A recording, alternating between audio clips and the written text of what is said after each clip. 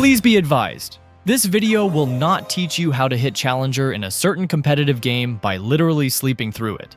If that were possible, we'd all be rank 1 by now.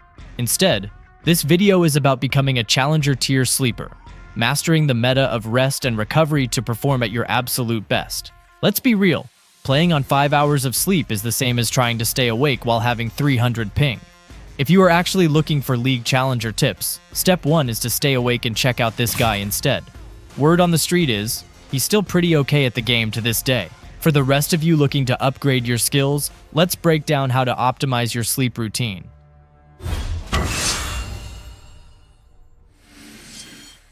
Ever wonder why sleep feels like the ultimate debuff? You're vulnerable, can't grind for XP, and if something sneaks up on you, you're basically defenseless. And yet, sleep isn't just a weird biological quirk, it's an evolutionary flex. Unlike a game where logging off means missing out, sleep has been hard-coded into human survival for millions of years. Early humans had it rough.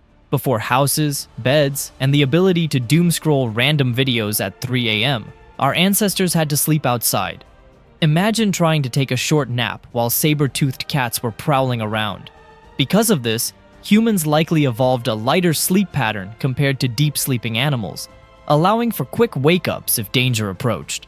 Some theories even suggest that prehistoric humans took turns sleeping, like an ancient MMO raid party keeping watch in shifts. But as we got better at securing shelter and forming tribes, our sleep habits changed. Enter the game-changing discovery of fire. Basically, an extremely overpowered buff for us humans alone. Fire kept predators at bay, allowing early humans to relax more at night, leading to deeper and more structured sleep cycles. Over time, our brains optimized for shorter but more efficient sleep, giving us the cognitive edge needed to dominate the food chain. That's right, sleep is the unsung MVP of human progress. Of course, sleep hasn't always been straightforward. Throughout history, people have had some wild sleep habits. Take the Middle Ages, for example. Before artificial lighting, many Europeans practiced something called biphasic sleep. They'd sleep for a few hours, wake up in the middle of the night to talk, pray, or even visit neighbors, and then go back to sleep. Imagine loading into a game at 2 a.m. just to chat with some randoms and not long after rage quitting from the session. Then there's the infamous case of Napoleon, who treated sleep like an inefficient mechanic. He reportedly only slept 4 hours a night, as if he were trying to maximize his waking hours. On the flip side, geniuses like Albert Einstein supposedly needed 10 hours to function properly, proving that even in history, sleep wasn't really about the meta, but rather about the optimal playstyle for your character. And let's not forget the strangest sleep event in history, the Great Sleeping Sickness of 1916. A mysterious outbreak left thousands of people in a bizarre state between sleep and wakefulness, sometimes for years. Scientists still aren't sure what caused it, but it seems like it must have been a glitch, which was hotfixed eventually. Fast forward to today, and sleep is in a weird place. In some parts of the world, people still honor traditional sleep habits like the Spanish siesta, a built-in break for napping. But for most of us, sleep is constantly getting nerfed. Blue light from screens tricks our brains into thinking it's still daytime. And the grind set mentality makes some people treat sleep like a waste of time. There's even a term for it: revenge bedtime procrastination. Staying up late to reclaim personal time, even if it wrecks your energy the next day. And yet, sleep remains one of the most powerful buffs for our performance. Studies show that proper sleep improves memory, reaction time, and even creativity. It's literally a respawn for your brain. But what happens when you don't get enough of it? That's where things get dicey.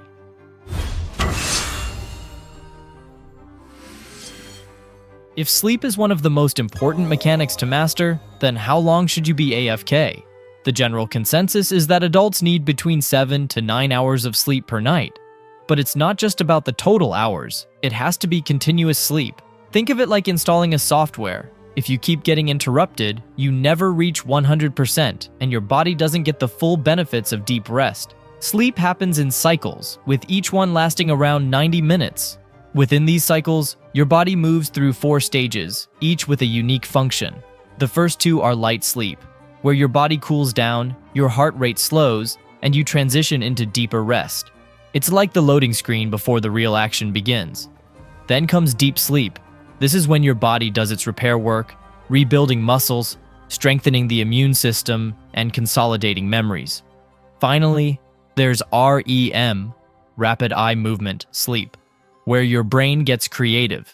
This is the stage linked to dreaming, problem solving, and emotional regulation. Missing out on REM disables your ability to seek out-of-the-box strats in other aspects of life. The key to waking up refreshed is completing full cycles. If you wake up in the middle of deep sleep, you'll feel groggy, as if you've respawned in the wrong place at the wrong time. That's why waking up naturally or using smart alarms that track your sleep cycle can make a big difference in how rested you feel. But what if you can't get a full 8-hour session?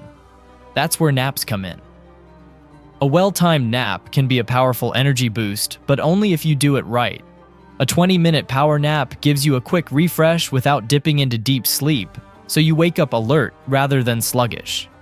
Meanwhile, a full 90-minute nap lets you complete an entire sleep cycle, including REM, making it a great alternative when you're sleep-deprived.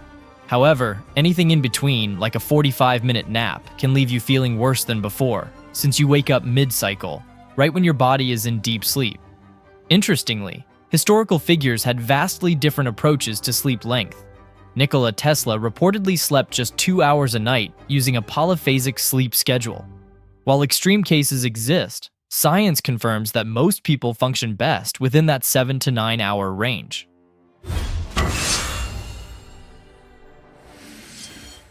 Sleep position might not seem like a game changer, but it's actually a crucial factor in how well you rest.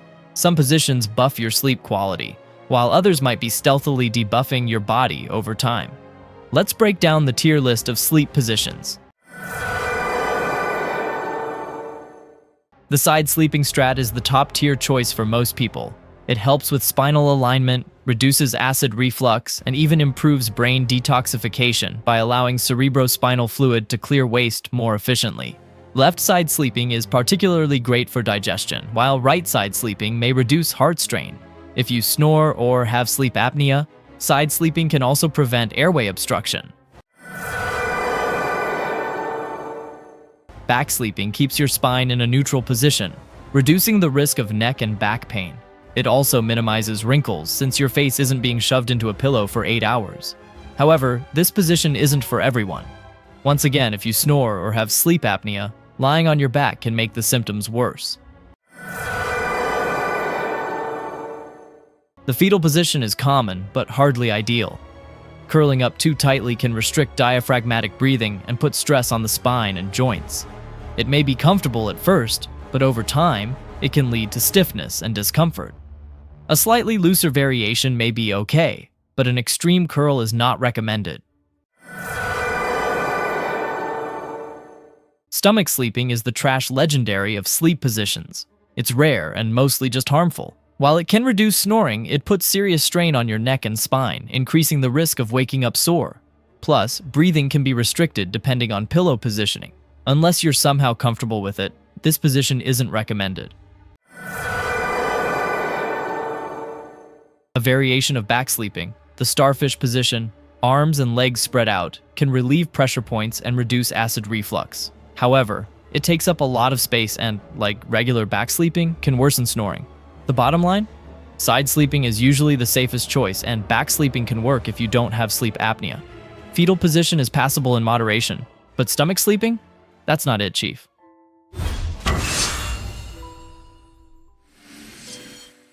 Your sleep schedule isn't just affected by how long or in what position you sleep.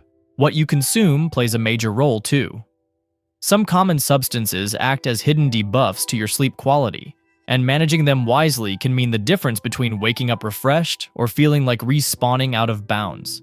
Caffeine is the go-to energy boost for millions, but it has a long half-life, meaning it lingers in your system for hours. Even if you don't feel wired, caffeine taken too late in the day can block adenosine, the neurotransmitter that makes you feel sleepy. The rule of thumb? Cut caffeine at least 6 hours before bedtime, or even earlier if you're sensitive. A nightcap might make you feel drowsy, but alcohol is a sedative, not a sleep aid. It fragments your sleep, preventing you from reaching deep and REM sleep stages, which are crucial for recovery and memory consolidation. You might crash fast, but the quality of your sleep takes a hit, leaving you groggy the next day. Eating right before bed might seem harmless, but a full stomach forces your body to prioritize digestion over deep sleep recovery. Late-night meals can lead to discomfort, acid reflux, and even higher body temperature, factors that reduce sleep quality. Ideally, you should stop eating at least 2 to 3 hours before bed to give your body enough time to process the food. Nicotine is both a stimulant and a relaxant, making it deceptive. While it may feel calming, it actually increases heart rate and alertness, making it harder to fall into deep sleep. Smokers also tend to wake up more frequently during the night due to nicotine withdrawal. In conclusion, you don't necessarily have to quit coffee, alcohol, or nicotine entirely. Just use them strategically. Caffeine is best consumed in the morning. Alcohol should be avoided within 3 to 4 hours of sleep. And nicotine, well, cutting back altogether wouldn't hurt. Some non-smokers have been using nicotine patches for a potential bonus, but I would wait for more studies to see if the benefits outweigh the negatives. As for food, finishing your last meal at least a few hours before bedtime can significantly improve sleep quality. Managing these factors can be the difference between waking up ready to grind or feeling like having lost ranked match against sleep itself.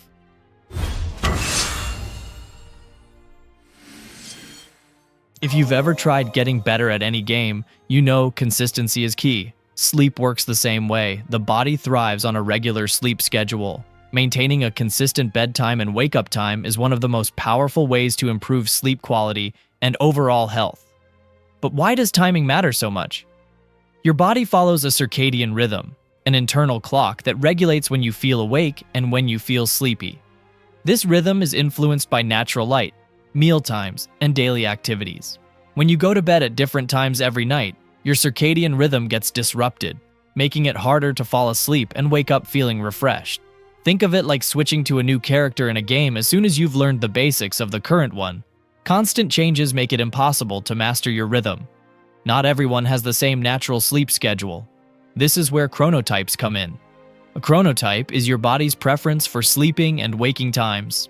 Some people naturally wake up early and feel most productive in the morning, early birds, while others function better at night, night owls. Chronotypes are largely genetic, meaning they're hard to change completely. The 4 main chronotypes are lions, the early birds, who wake up early, peak in the morning, and get tired early in the evening. Bears, the daytimers, who follow the sun, feeling awake during daylight hours and sleepy when it gets dark. Wolves, the night owls, who peak in the evening and struggle with early mornings. And dolphins, the light sleepers, who struggle with falling and staying asleep, often feeling groggy no matter the time. Studies suggest that early birds tend to live longer and be healthier than night owls. Why? Night owls often struggle with social jet lag, the misalignment between their natural sleep pattern and societal schedules, e.g., 9 to 5 workdays.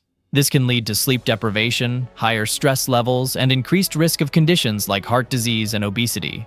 Early birds, on the other hand, naturally align with traditional work and social schedules, leading to more consistent and restful sleep. For most people, the optimal sleep window is somewhere between 10 p.m. and 7 a.m., ensuring enough deep sleep before waking up. This window aligns with natural melatonin production, the hormone that signals your body it's time to sleep. Disrupting this timing, even if you still get 8 hours, can reduce sleep efficiency. Regardless of your chronotype, the most important factor is consistency. Going to bed and waking up at the same time every day, yes, even on weekends, strengthens your circadian rhythm, making it easier to fall asleep and wake up without an alarm. If you're a night owl forced into an early schedule, gradual adjustments, like exposing yourself to bright light in the morning and avoiding screens at night, can help shift your rhythm.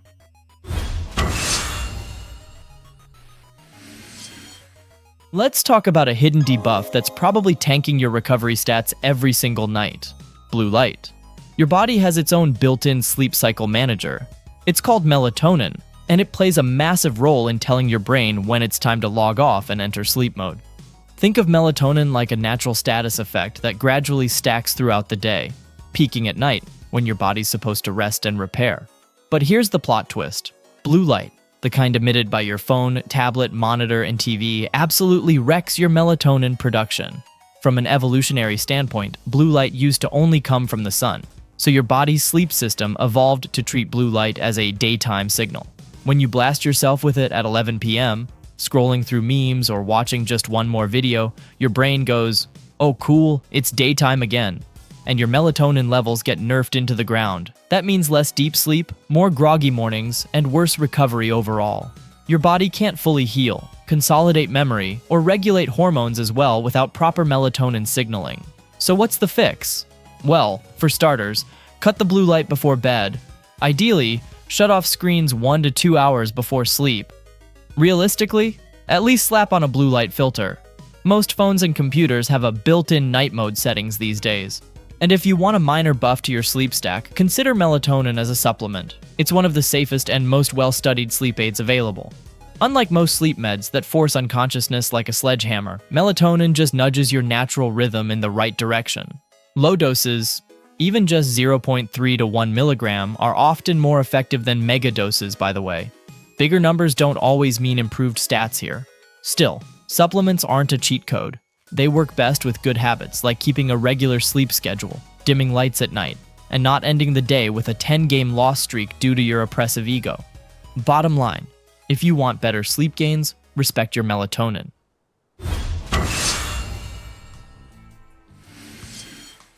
Let's talk environmental modifiers. Because your room setup isn't just background ambience, it's part of your sleeper build. First up, the temperature.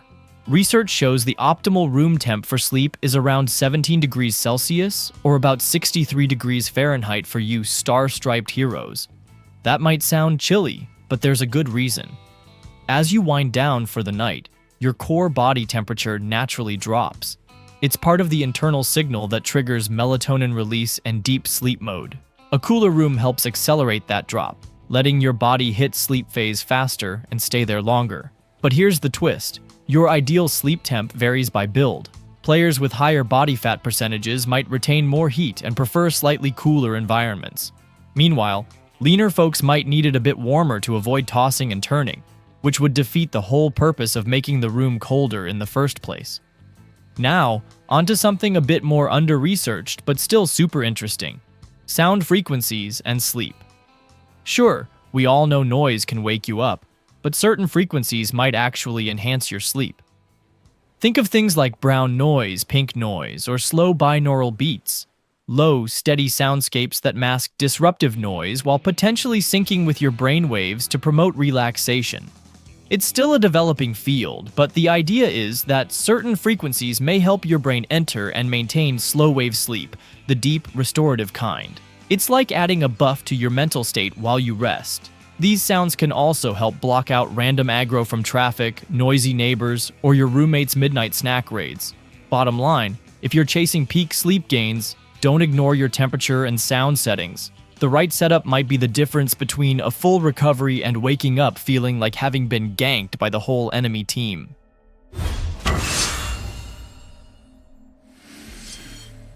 You've got your environment dialed in, but let's talk sleep optimization strats that are not so obvious. These are the lesser-known techs that separate casual sleepers from full-on recovery perfectionists. If your day is mostly spent AFK, little movement, no real stimulation, your body and brain won't feel any pressure to shut down at night. You're basically trying to put a fully charged phone into low power mode.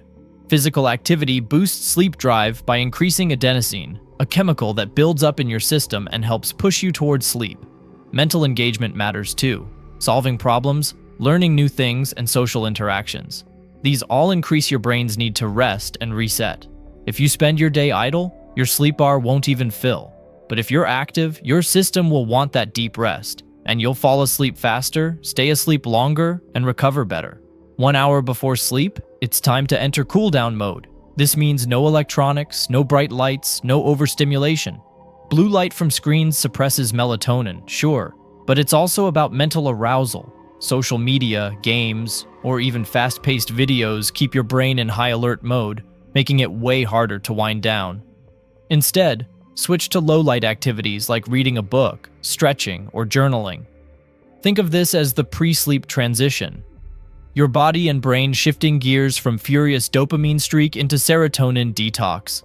You're not powering down instantly. You're gradually easing into it. This last one might be slightly controversial, but stay with me. Sleeping alone is often the most optimal choice for high quality of sleep. Self-reported studies show that people feel they sleep better with a partner. It's cozy, comforting, and emotionally bonding. No argument there. But when you look at the objective sleep data, it's a completely different story. People tend to have more awakenings, less deep sleep, and reduced sleep efficiency when they share a bed. Why is this the case?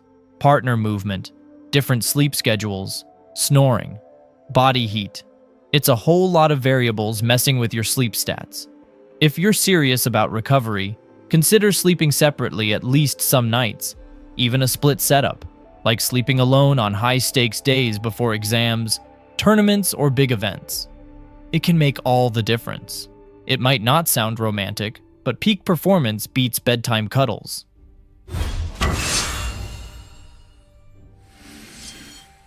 You've now got a solid sleep build, optimized environment, good habits, and a few secret techs.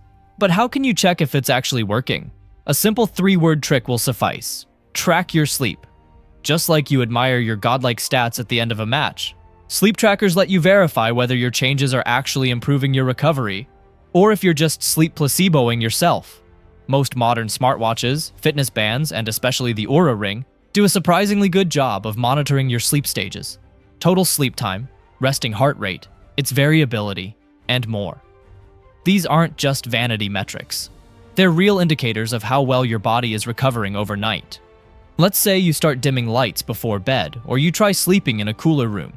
With a sleep tracker, you can see if your deep sleep duration increases, or if your resting heart rate drops, meaning your nervous system is staying in rest mode longer. And here's the cool part. Over time, you'll notice patterns. You'll start seeing how late-night snacks, screen time, or sleeping with your partner actually affect your recovery score. And you can adjust accordingly. Is it 100% precise? No. Consumer-grade trackers aren't perfect, but they're more than good enough to track trends and fine-tune your sleep game. Bottom line, if you want to improve anything in your life, simply measure it consistently. Sleep tracking turns recovery from a vague idea into a system you can actually master. Because at the end of the day, sleep isn't just rest. It's your daily reset button, so you better make sure it's actually working.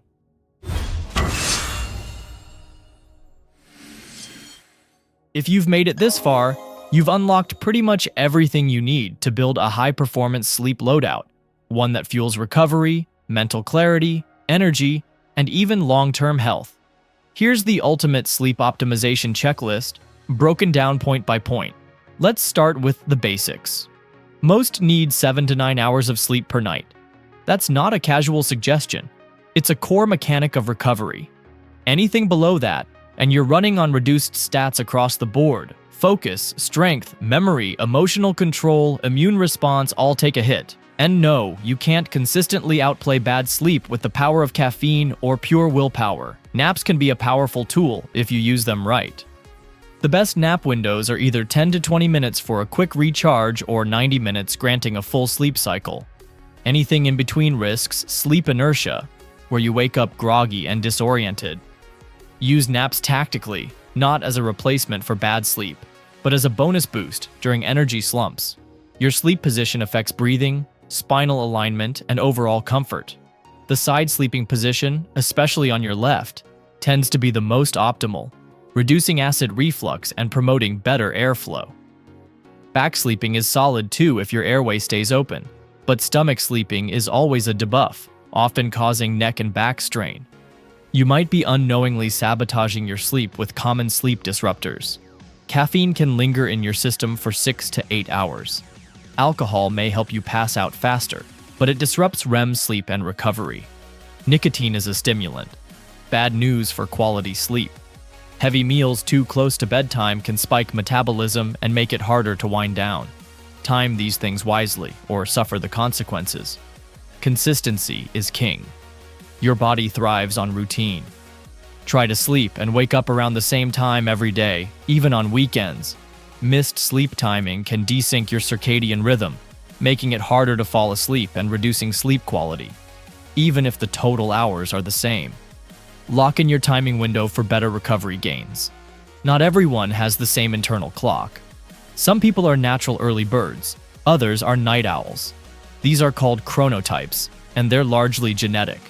You can shift your rhythm slightly with good habits, but it's also important to work with your natural timing, not constantly fight it. Identify your chronotype and schedule your sleep accordingly. Melatonin is your body's natural sleep signal, and blue light is its kryptonite. Blue light from screens, LEDs, and overhead lights tricks your brain into thinking it's daytime, suppressing melatonin production and delaying sleep onset. Use night mode filters, dim your lights in the evening, or better yet, cut screens an hour before bed. Your sleep will thank you. Set your sleep environment better than your current desktop. The ideal room temperature for sleep is around 17 degrees Celsius, cool enough to help your body lower its core temperature, which is essential for triggering sleep mode. Sound matters too. Try brown noise, pink noise, or low ambient sounds to mask disturbances and promote deeper sleep. The science is still evolving, but current evidence is promising enough to give these a chance. There are 3 underrated strats that make a big difference. Stay physically and mentally active during the day. A lazy day equals less pressure for your body to sleep. Use a cool-down hour before bed. Ditch screens, dim the lights, and read a book. Let your mind slow down before trying to sleep. Objective studies show that people sleep deeper and wake up less when they sleep alone, despite feeling like they slept better with a partner. It's not romantic, but surely effective. Want to know if all this is actually working? Track your sleep. Smartwatches, fitness bands, or the Oura Ring give you real-time feedback on your sleep quality. Total sleep time, deep sleep, REM, heart rate, HRV, and more. It's not perfect, but it's way better than guessing. Track patterns, test variables, and fine-tune your setup just like you would with any other build. Sleep isn't passive. It's your strongest form of recovery, your most efficient memory consolidation tool, and your mental clarity buff rolled into one.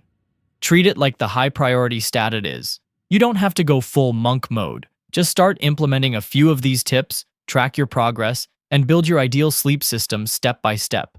Because in real life, the foundation for the top-tier esports athletes is simply a perfected sleep routine.